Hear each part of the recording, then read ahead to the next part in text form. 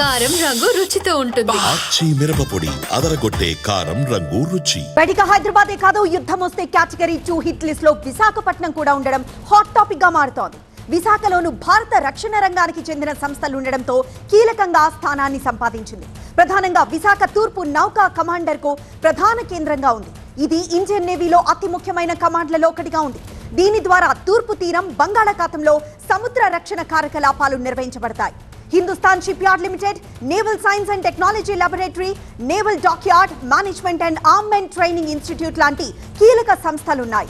వీటితో పాటు విశాఖలో డిఆర్డీఓ యుద్ధ విమానాలు, నౌకలు, హెలికాప్టర్ల కోసం పరికరాల తయారీ పరిశ్రమను స్థాపించేందుకు ప్రణాళికలు రూపొందిస్తోంది. దీనిలోనే సైబర్ టెక్నాలజీ అభివృద్ధి చేసేందుకు కసరత్తు చేస్తోంది. గంగవరం పోర్ట్, స్టీల్ ప్లాంట్, ఇంకా చాలా ఇంపార్టెంట్ ఇండస్ట్రీస్ ఉన్నాయి. అందుకే మేము ఇక్కడ చాలా పకడ్బందీగా ఏర్పాటు చేస్తాం. ఖచ్చితంగా అంటే ఈ రోజు మార్కెట్ అవుతుంది, అనుక్షణం అప్రమత్తంగా ఉండాల్సిన అవసరం ఉంది కదా ప్రస్తుత పరిస్థితుల నేపథ్యంలో. అదే మేము పబ్లిక్కి అదే చెప్తున్నాం, అనుష్కణం ప్రతి క్షణం అలర్ట్గా ఉండాలి.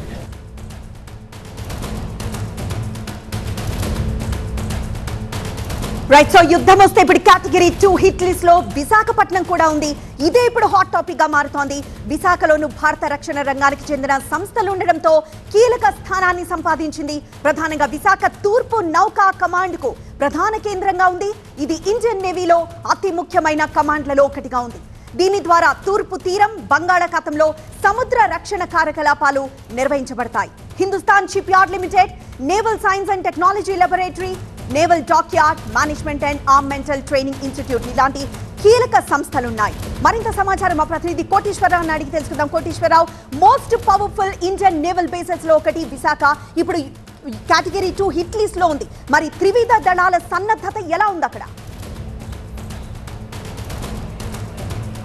ప్రస్తుతానికి విశాఖ అంతా కూడా హై అలర్ట్ ప్రకటించారు పోలీసులు.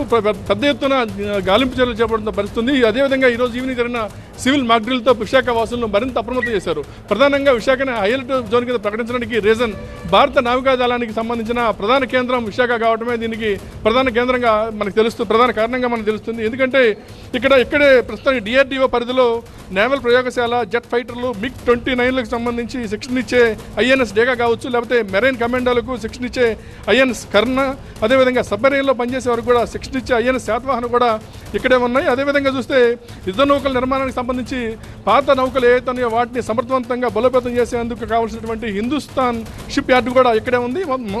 ప్రధానంగా చూస్తే ముంబై తర్వాత ఎక్కువ సామర్థ్యం ఉన్న HPCLకి సంబంధించిన భారీ రిఫైనరీ కూడా విశాఖలో ఉంది. అదేవిధంగా దేశంలో మేజర్ పోర్టులో ఒకటైన విశాఖ పోర్టు అథారిటీ ఇక్కడే ఉంది. వాణిజ్యపరంగా, వ్యూహాత్మకంగా కూడా ఈ సహజ నౌకాశ్రయం ఎంతో కీలకంగా మారింది. అయితే మరోవైపు చూస్తే ఎటువంటి పరిస్థితుల్లో కూడా ఇక్కడ ఉన్నటువంటి నావికా దళానికి సంబంధించి మరింత పెద్ద ఎత్తున నౌకాదళం ఉన్న నేపథ్యంలో అధికారులు కూడా పెద్ద ఎత్తున అప్రమత్తం అవుతున్నారు. అందుకు సంబంధించి కూడా ఇక్కడ ఉన్నటువంటి తూర్పు నావికా దళానికి సంబంధించి అనేక రకాల కీలకమైన వ్యవహారం ఉండడంతో దక్షిణాసియా, ఆగ్నేయాసియా వంటి హిందూ మహాసముద్ర ప్రాంతాల్లోనే నౌకాదళ కార్యకలాపాలు నియంత్రించడానికి కూడా ఈ భారత నావికా దళమే కీలకంగా ఉండనుంది. ఈ నేపథ్యంలోనే ఎట్టి పరిస్థితుల్లో కూడా ఏదైనా యుద్ధ వాతావరణం తలెత్తితే విశాఖని టార్గెట్ చేసే అవకాశం ఉన్న నేపథ్యంలో గతంలో కూడా విశాఖ తీర ప్రాంతానికి ముష్కరులు ఎక్స్టెండ్ వచ్చే అవకాశం ఉందని అప్రమత్తం చేసిన ఇంటెలిజెన్స్ బ్యూరో అప్రమత్తం చేసిన నేపథ్యంలో ఇక్కడ ప్రస్తుతానికైతే అధికారులు కావచ్చు, అదేవిధంగా రక్షణ శాఖ కూడా పెద్ద ఎత్తున హై అలర్ట్ ప్రకటించింది. ఎక్కడికక్కడికే గాలింపు చర్యలు చేపడుతున్న పరిస్థితి ఉంది. మరోవైపు యుద్ధ వాతావరణం నెలకొంటున్న నేపథ్యంలో సివిల్ మాక్ డ్రిల్కి సంబంధించి కూడాను పెద్ద ఎత్తున విశాఖ వాసులకు అవగాహన కార్యక్రమాలు చేపడుతూ ఇక్కడ ఉన్నటువంటి నగర వాసులను అప్రమత్తం చేస్తున్నారు. ప్రస్తుతానికైతే ఇక్కడ ఉన్నటువంటి విశాఖ నావికాదళం గతంలో ఎప్పుడూ లేని విధంగా ఓడరేవు కూడా ఇక్కడ ఉండటంతో ఇది సైనిక మరియు వాణిజ్య కార్యక్రమం కూడా కీలకంగా మారింది. సో ఈ నేపథ్యంలోనే ఇక్కడ ఈరోజు సివిల్ మాక్ డ్రిల్కి సంబంధించి కూడా పెద్ద ఎత్తున నగరవాసులను అప్రమత్తం చేసే విధంగా ఈరోజు చేశారు. అదేవిధంగా విశాఖ మొత్తం కూడా హై అలర్ట్ ప్రకటించి అధికారులు ఎక్కడికక్కడికి ముమ్మరంగా గాలింపు చర్యలు చేపడుతున్న పరిస్థితి కూడా కనిపిస్తుంది. ఎస్ కోటేశ్వరరావు.